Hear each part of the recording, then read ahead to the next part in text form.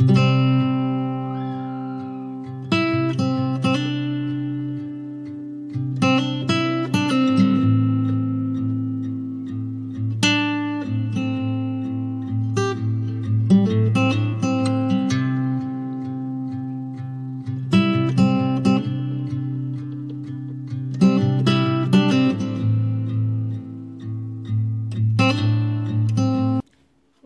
arthritis is what we're discussing today. Rheumatoid arthritis. That is arthritis that affects your body all over. And guess who has that? The doctors diagnosed her with that as well. You got it, me. Okay, so far we've covered Raynaud, we've covered Sjogren's, we've covered keratoconus, and what else we've covered? Lupus, I guess itself. So tonight we're going to talk about, again, like I said, rheumatoid arthritis. Let's go on the story and from rheumatoid arthritis, how I was diagnosed with that one. Okay. Started when I also, all these things all resulted all at the same time when I didn't know what was going on with me, and I kept telling the doctor, something wrong with me. I don't feel right. I knew, you know your body, so you know when you're not feeling right. So I went back to her. You know, I kept going back and forth. So I went again and told her about my shoulder. I was having bad pains in my shoulder. So she did a little x-ray on my shoulder, and she came back and she said, well, it's severity arthritis in that shoulder.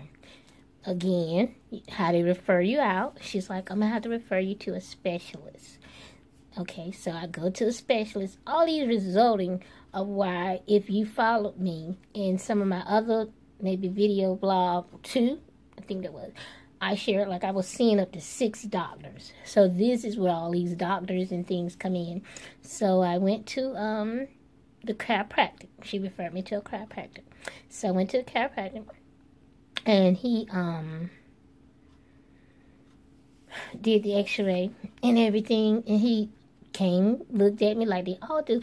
Every time a doctor come back, they can never come back with just saying, okay, smile at you and let you go and say, we'll see you back a couple of months. They always come back with a clipboard. So he came back with his clipboard. And he talked to me. And he did a test that, you know, when you go to them, they also do their blood work too. So when the test came in, he said, you would have rheumatoid arthritis. So I said, okay. Because all of these things that they're diagnosing with me, because I thought I was a healthy person. So all of these things that they're telling me that I have everything, I'm just smiling and saying, okay, what's that about? So he was like, that's why the pain the pain was also in my shoulder, because he was like, I had the bones of a 70-year-old person. Now remind you, I was like in my 40s then. He said my bones were like 70 years old. So I went to looking like, whoa. He said I had a thin piece of cartilage left in my shoulder, and he was going to have to do shoulder surgery on me. I was going to have to get a right shoulder rotor cuff surgery in my right shoulder. And I have the, let me see, is it in here? You may can see it is healing, but you can see where I had the surgery where they did the cut in that. So I had to go to get what you call the MRI, where you go underneath. So he sent me out for that.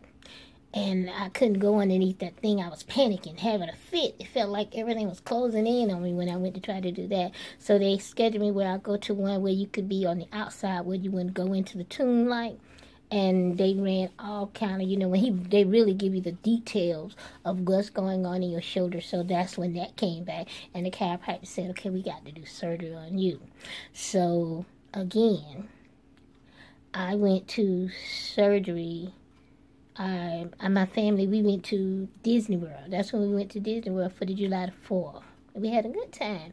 So the day after that, that's when that was like 2 or 3 days. That's when I had to be to surgery, July the 7th. I had to be to surgery for the right rotor cuff. So in between that time, I have pictures too. I always like to share some images and pictures. So I have pictures of you where I couldn't raise my hand, you know, the same place because of what the pain was and everything. But before I got the surgery, I had ran into some difficulties with my insurance. So that pushed a pause in it. So in between that time, I'm backing up some. Before I can get the surgery, by the time I got back in to see the chiropractor, when I got everything kind of resolved again, which was a few months, he did the x-ray on my shoulder again. The little piece of thin cartilage I had, it was gone. So when I was sitting there, so as you sitting, they say waiting on the doctor, I'm always looking through my phone and, you know, going through and doing things. So that's when he came in. And I believe he spent like, I want to say an hour just talking to me. And he was like, something real bad happened to you. And I was like, I don't know. He's like, you got in an accident or something happened to your shoulder. Because that's when he was saying everything was just shot. It was bone on bone. He said, you've been in a lot of pain. And I said, yeah. He said, your pain is more than when it was from the first time we came and did x-rays. Because I'm looking at comparing your x-rays. I said, yeah. I said, I just be in pain all the time and it wake me up at my night. He said, yeah. And so he asked me what kind, how much medicine I was taking and different things. So he gave me the patch for the pain for the shoulder, because he's like, I can imagine the pain you're in. And that's when he went to tell me, like I said, he said it's bone on bone. So he said, I'm gonna try to get you in as soon as possible and get you a surgery date. So I was like, bone on bone. And I was like, Jesus, no wonder I be hurting like that. I mean, it was just hurting and throbbing all the time, like bam, bam, you know. So got that surgery done, and went through that. And so with the rheumatoid arthritis, my shoulder, I'm thinking, like, I don't know, so much goes on. That's why I said, you know, you still have to move forward despite what you're diagnosed with, but to have that faith, don't sit right there in that situation where it was given to you, but you got to continue to move. You got to continue to walk out the storm. Don't stay in the storm. So, going back to the rheumatoid arthritis, all of that worked in the hand of, I had to do a lot more therapy, you know, making sure that my joints don't stiffen up. He said, when the surgery, I had to make sure I kept moving, because he's like, you really don't want to get stiff because of what you got going on and everything. So I had to keep moving and always pulling and everything going on. So so far that's doing pretty good. You know, I won't complain about that. That's doing okay, but I try to be very selective of what I got, because I know I got a foreign object in my shoulder. So I try to be very selective about that. They call me the bionic woman sometimes. They be like, geez, you got cornea transplants, and you got a shoulder, and I have a knee as well. So I got into a bad accident. So I do have a knee. I busted my knee. I broke my knee from the impact in the accident. So I do have pins and rod in my leg, and it's time for that to be replaced as well, because I was like 20 years ago, 19 years ago when that took place. So it's time for some little things to take in place, but I'm still staying positive and still moving forward. Something in my eye, sorry, I'm back. So going back to the rheumatoid, going back to the arthritis, that has you feeling where they say, like, it'll literally just have you in the bed where you can't move, and it affects you. It just hurts all over, and it's just like a pain that you really can't explain, like the pain with that.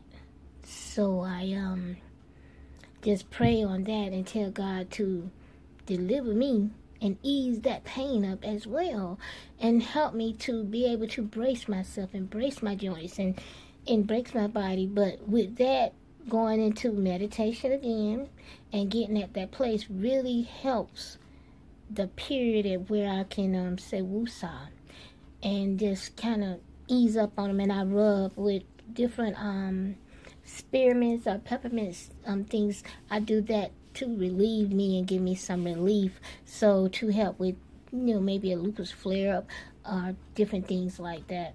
So the two things, like I said, I covered tonight was the rheumatoid arthritis and resulting from me rheumatoid arthritis and the shoulder, getting the right rotor cuff shoulder replacement. However, the doctor said when I'm going back for the post surgery, going back for the visits, he said I'm gonna have to get this shoulder did eventually too. But he was like, right now, because I was like, well, can you do both of them at the same time? He said, no, we're going to do one at a time. So we said we'll focus on one and get that together. And then we'll come in and we'll do the other one. So I have yet to do the other one on. I have yet to do the other one on that because I'm doing okay right now. So we got that taken care of like that. But I know that, like I always say, there's a higher power. So, despite all the things that are against me, I know who is for me. So, I think I'm going to close out tonight with that, because I guess I could give you the definition on rheumatoid. It's the difference between rheumatoid and oste. Oste affect the joints. And like I said, rheumatoid is all over. Rheumatoid a lot is impacted and infected. It goes along with lupus, and a lot of time when you have lupus, you do have rheumatoid arthritis. That's why you go to rheumatologists and different things like that.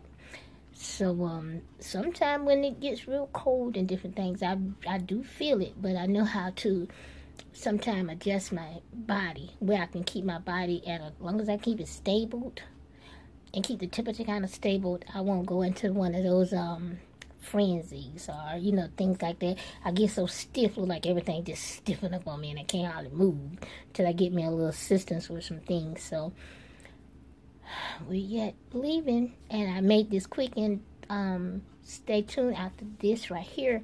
I'm gonna have some pictures and everything, some surgery pictures, and I also, if you go to the video log number 6 or 7, I talked about keratoconus and Sjogren's, and I have some pictures. Of when I had the surgery from that, and the patchwork over my eye when I had that surgery from that. I'll be sharing that tonight, and also I'm gonna share a picture of some pictures of the incision of the surgery incision and when I was in the hospital with that. So I think I said I'm glad to be here, and I'm sure I got to share my story, because if other people may be going through this or whatever, at least they'll know some signals, and you know what, to know they're not alone, and to know they don't have to sit in that place, but to keep going, because they say, hey, you know what, she's still smiling, she's still going, and she has a lot of these same symptoms and things that I'm going through, so I don't need to get sad. I just need to talk to myself. And hey, if this video helps you, or sometimes you need to come back and look at it again, or you want to drop down in the comments and ask me a question, please feel free to do that, and I answer your question, because I don't mind. Like I said, that's what we're here to encourage one another. We're here to help others as we go along this journey, as we go along this way. So that's what it's about, encouraging and inspiring others to pull on through and push through and live. We shall live and not die. So I'm getting ready to close it out. And as always, love and hugs straight from the heart. Thanks for watching A.S. at Night. See you tomorrow.